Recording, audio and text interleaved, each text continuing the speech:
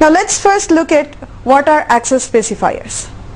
Access specifiers are used to specify the scope of the members of a class and the class itself. The access specifiers available are public, private, and protected. Till now in the class, whatever we have written, we never mentioned any one of these keywords, the access specifiers. So that's the fourth scope. When you don't have an access specifier, it's called as a default scope or the package scope. Now let's look at what is the scope for each one of these access specifiers. A private access specifier can be given to any member of a class. So when I say any member, it could be a variable in the class or a method, or it could be for a constructor as well, or any other content you might be writing in a class. So when you specify a private modifier for a member of a class, it means to say that member can be accessed only within side of the class, not outside of it. When we specify it as protected, any protected member can be accessed within the same class, within a subclass, that is a child class, whether that child class is in the same package or in a different package, and within a non-subclass in the same package. That's the scope of protected. When you have a default specifier or the default scope or the package scope, it means to say that member can be accessed within the same class, within a subclass provided that subclass is in the same package, within a non-subclass provided that it's in the same package.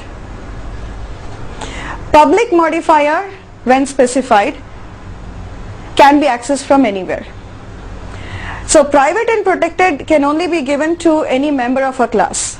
The class itself cannot have private or protected modifier. It can only be public or default. So that's the scope of access specifiers. Let's take a look at an example of this access specifier.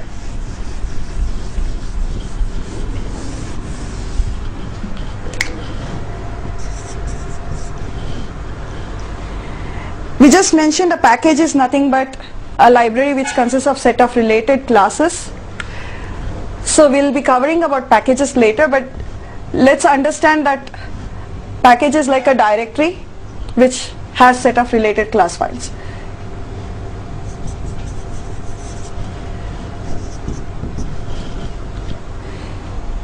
So let's say we have public class A, which is in package P1. Let's assume it has couple of instance variables, that is variables in the class. Let's call it as int I, private char ch, public float f,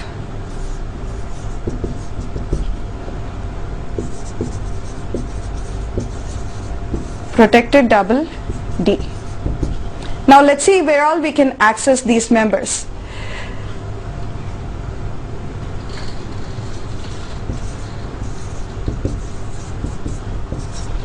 All these members, since they are defined in class A, can be accessed by any other member of class A directly.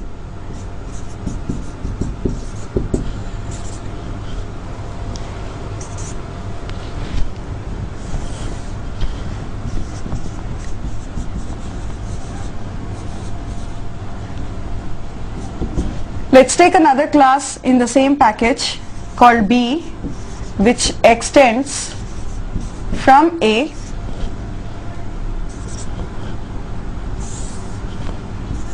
again. In the same package we have class C, which is a non-derived class from A, and in a different package P2, class D extends A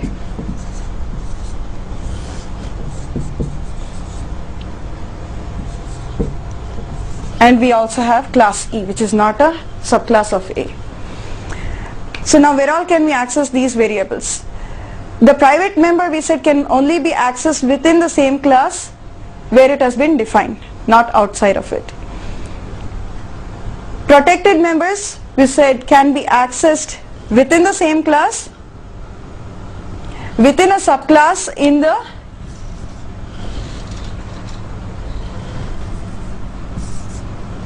same package, as well as a different package, within a non-subclass provided it's in the same package. Now here in the non-subclass, in order to access it, I need to have an instance of class A. A default member or a package member can be accessed from within the same class, within a subclass which is in the same package, within a non-subclass in the same package.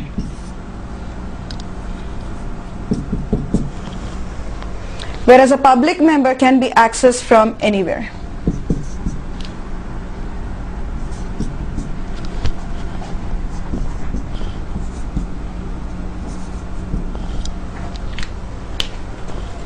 So this is the scope of all the access specifiers.